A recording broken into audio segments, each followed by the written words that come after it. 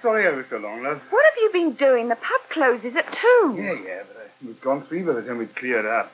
And then Donald gave me another earful about needing a woman to help him run the place. I thought you'd never get here. Yeah, brewery's still putting the squeeze on him, you know. I've got something to tell you. Why?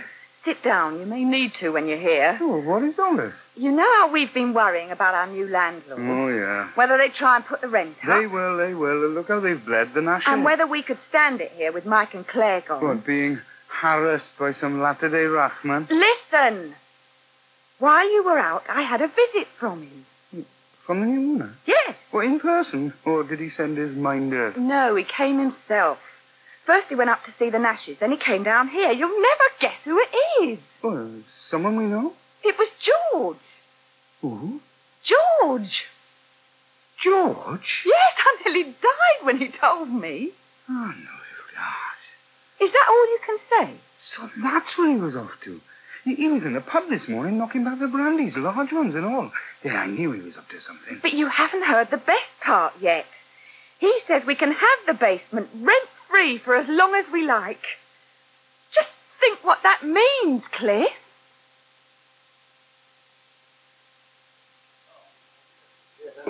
Well, look who's propping up the bar. Oh, hi, Debbie. Oh, there's a warm welcome. Are Vince and Carol with you? Nah, they went to some party in Haverstock Hill. I've had parties after that fiasco at the deli. You on your own too? Yeah. No Dickon? No, he and Sophie have gone to the cinema. Oh. What'll it be? No, let me get you one. I owe you for that coffee you gave me the other night. Scotch, is it? I'll make it half a bitter. Come on, have a scotch. 2 scotches, please. Oh, mind if we move? I don't think I could make a bar stool without the help of pulleys. Then? Lots. Well, cheers then. Cheers, and thanks. What's up with you then? Nothing. This isn't the usual ebullient, Pengelly. It wouldn't have anything to do with Dickon going out with Sophie, would it? Of course not. Tired. Been working flat out at the old bakery all day. We had this deadline to meet. The reactions just set in. No, I only asked. You ought to find yourself someone, Rob. Don't start running my life, please, Debbie. But you're wasting yourself. Why don't Do you mind if we change the subject? All right, then. When's the baby due? 3 weeks. Are you still going to have it adopted? Well, I haven't signed on the dotted line. I don't have to do that until it's born. And even then, you know, you're not committed. I don't have to sign the court consent form until at least 6 weeks after. But you do intend to? Well, off and on. It's a bit like giving up smoking. You keep blowing hot and cold. One day it all seems so simple. I'll get shot of the baby, I'll go back to work and everything will be like it was before. Other days I think that I've carried the poor little blighter for 9 months and we've been through a lot together, so why back out now? Jean says they could arrange a foster placement for it if I wanted. Who's Jean? Oh, my social worker. You know, she says it's possible if I still haven't made up my mind. Give me a lot longer to decide. May do that, I suppose.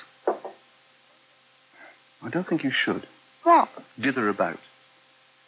I think you should go into hospital knowing one way or the other, for your own sake as well as the kids. I didn't know you cared. If you're going to get it adopted, then you want to switch off. No emotional involvement. If you're going to go through with it, you should start right. Be committed to him. If you've only got one parent, you've got to know you matter to him. I mean, really matter. Just because you're the result of a one-night stand, you don't have to go through life feeling it. Is that what you are? Yeah. Did your mother make you feel that? Nah, never. She made me feel I was the greatest thing that ever happened to her. Oh, you were close then? Yeah.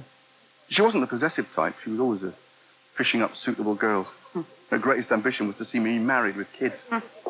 Does she know about you now? Oh, she's dead now. You're right, though. I've got to make a positive decision. You can't go on drifting indefinitely, avoiding the inevitable. Let me buy you another drink before I shove off. There you go. I knew you wouldn't be able to put up with me for long. Nah, don't be like that. Where are you going? Well, back to the flat. Spoil sport. How'd you mean? You don't want to wreck Dickon's chances, do you? Not if he's got something going with Sophie. I've only gone out to the movies, for God's sake. Want to bet? Now he's got the taste for it again, there'll be no stopping him. It'll be the back row of the stalls, then back to the flat to finish it off. I'll see you around, Debbie.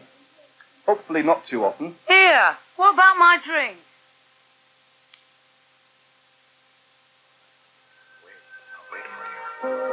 You know that. I can't paint without you. Dickon, Yes? I know this isn't exactly a gripping film. I don't know why they're making such a fuss about that girl. She couldn't hold a candle to use. But would you mind terribly keeping your eyes on the screen? What? And your hands to yourself? I was only passing you the popcorn. Would you always pass popcorn by such a devious route? Depends. On what? The advantages of a detour. Dickon, stop it! Don't you want any popcorn, then? No, I don't. Or anything else.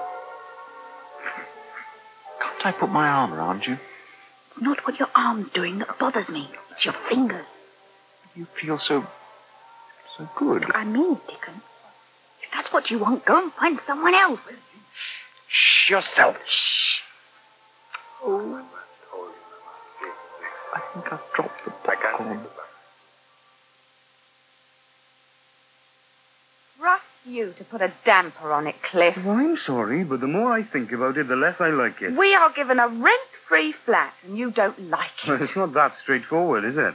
It sounded straightforward the way George put it. He's done it for us, Cliff. He could have just got himself a nice flat, or gone back to Cane House. Why do you think he picked this house? It's a damn good investment, that's why. So he's a good businessman, just as well someone in this family is. And how's he raising the money? That's what I want to know. From the sale of Cane House and some shares he has. Well, don't tell me that'd be enough. He may have knocked the price down, but it is still a sizable sum. Plus the money from Mum's estate, of course. Oh, of course. His share, or your share as well. I didn't know. Is this no rent deal as well as giving you the money he promised, or instead of it? I don't know. Well, I want to know, Shirley. In fact, there's quite a few things I want to know. For instance, what happens if we want to move out? But we won't, will we? Well, we might. Well, it can be very dodgy having relations as landlords. Better than having a latter-day rackman. What if it didn't work out, though? Oh, he just decided to move away from London. What happens then? Would he give us a lump sum instead? Oh, Cliff. Or is it some kind of emotional blackmail? Stay with me or else. You've just got it in for George. I'm trying to protect you, that's all. I'm sure he hasn't even thought of that. Wanna bet? If I know George, he'll have got it all worked out to the last detail. That's the kind of bloke he is. You make him sound like some sort of Fu Manchu. And you make him sound like Father Christmas. Now listen, love, all I'm suggesting is we find out all the implications before we accept his offer. All right, but I don't want you barging over there like a bull in a china shop. We'll do this my way, for a change.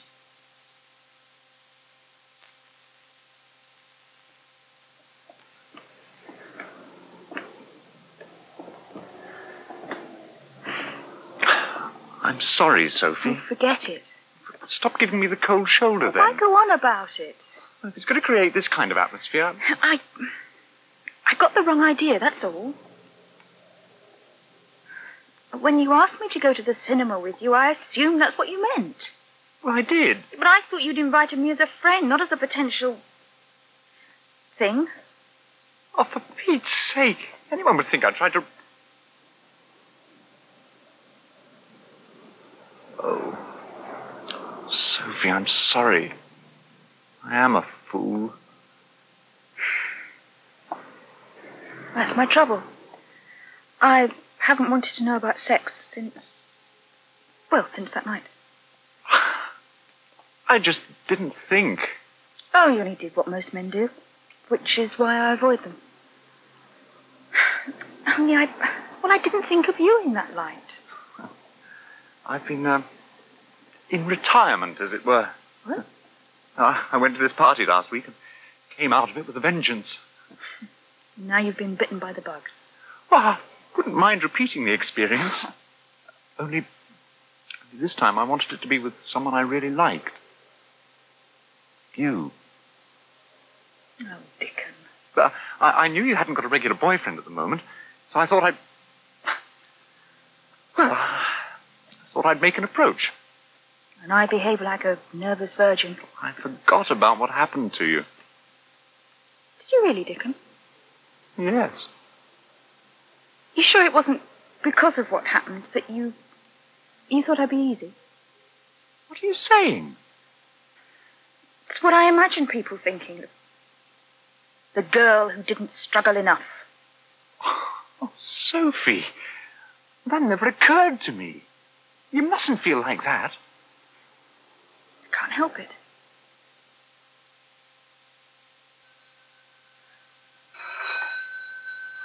Rocky Rollins. Hello? Hello. Well, who is it, or is it a surprise? Rob Pengelly. Well, hello, Rob. How's things? I've got the evening off. I thought I'd give you a ring. Oh, that's nice. Have you eaten? No. Oh, then why don't we go out for a meal somewhere? Or aren't you hungry? I could eat a horse. I was thinking of something a little more delicate. Where are you calling from? Call box in Sloane Square. Oh, so you're in the area. Well, look, come straight round then. I'll have a drink ready. Okay. And Rob, in case you should have any second thoughts between Sloane Square and here, I meant what I said the other day, huh? No strings. Absolutely no strings.